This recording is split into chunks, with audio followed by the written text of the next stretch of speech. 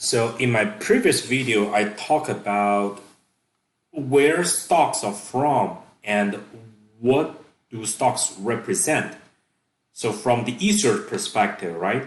So private companies, they can raise funds, they can raise money to finance their business expansion by selling the equity or ownership, which is represented by shares of stocks, right, in the stock market. So they can raise funds or raise money to finance their business expansion. But in this, once a company has decided to raise money by issuing stocks, right, this company is going to turn from being a private company. That means the company is owned by a few owners, right, to being a public company. A public company, that means the ownership represented by stocks, right, are freely traded in the stock market, right? That means this company can be owned by many owners as long as they own shares of stocks, right? And also the ownership can change frequently. Okay, so now let me talk from the buyer side of stocks, right? So for investors, why do they buy stocks? So first, there are basically two classes of stocks. One class of stock is called a common stock. So in general, suppose if you own one share of common stock for Starbucks, right? So in the annual Starbucks shareholder meeting, so for example, many shareholders, that means people who own Starbucks stocks, right? They may convene somewhere, maybe in Seattle, and they are going to vote on some important corporate issues. So for example, should the Starbucks expand or build more stores in another country? Okay, so you may agree or disagree with this proposal. If you own one share of a common stock, then you have one vote. If you own 10 shares of common stock, in principle, you have 10 votes. So the more share of stocks you own, common stock, share of common stock, the more votes you have. So it's not like in politics, one person, one vote. So in the stock market, it is one share of a common stock, one vote. Okay, but there's another class or another type of stock. It's called the preferred stock. So some corporations, right? So for example, Apple or Amazon, they raise funds, they raise money by selling stocks in the stock market, but they may not be willing to give up the control or the ownership, the management of that corporation. So for example, Tim Cook, right? If you own 51 shares of all Apple stocks sold in the stock market, right, then you become the dominant majority owner of this company, Apple. And if you are not happy with the current CEO, Tim Cook, right, you can just fire him and replace him by whoever you like, right? But many corporations, right, to ensure their management style is stable, they may not like giving up on control or how to manage their corporation. So instead, they can issue another class or another type of stock called a preferred stock.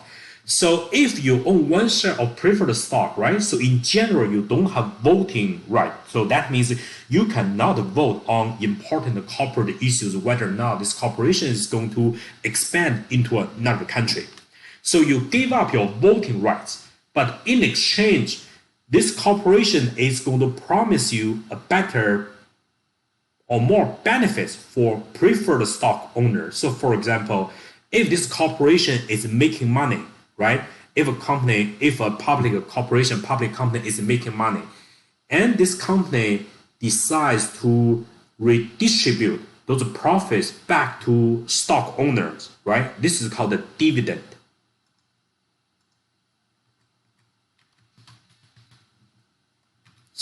Dividend. So what's dividend? So for example, if the profit in the first quarter, profit for company Starbucks, for example, Starbucks first quarter profit maybe 100 million US dollars. how many shares of Starbucks stocks available in the market? So for example, 100 million shares, right? So, okay.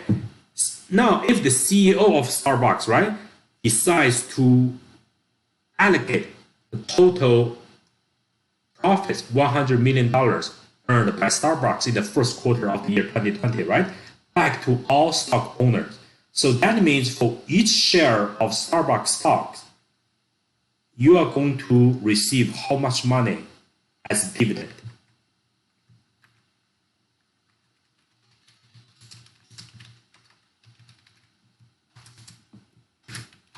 $100 million US dollars, right? Divided by total number of shares, 100 million shares. So the answer is $1 per share.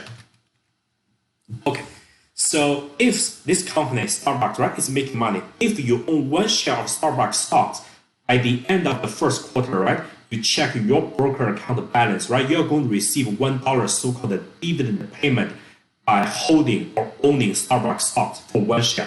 If you own 100 shares of Starbucks stocks, right, then you're going to receive $100, right, as dividend payment from Starbucks. But for some stock owners, if you own preferred stock, so for example, since if you own a preferred stock, that means you have given up voting rights.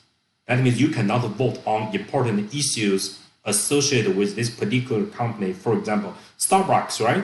In exchange for giving up voting rights, Starbucks may offer preferred stock owners, right, a higher dividend payment. So for example, if you own a share of a common stock,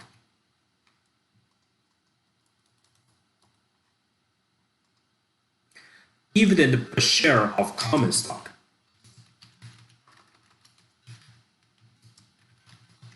you're going to receive $1, right? But if you own one share of preferred stock, since you have given up voting rights, right, Starbucks is going to pay you $1.20 per share. So that's the benefit of owning preferred stocks. You give up voting rights, but in exchange, right, you may receive higher dividend payments than common stock owners.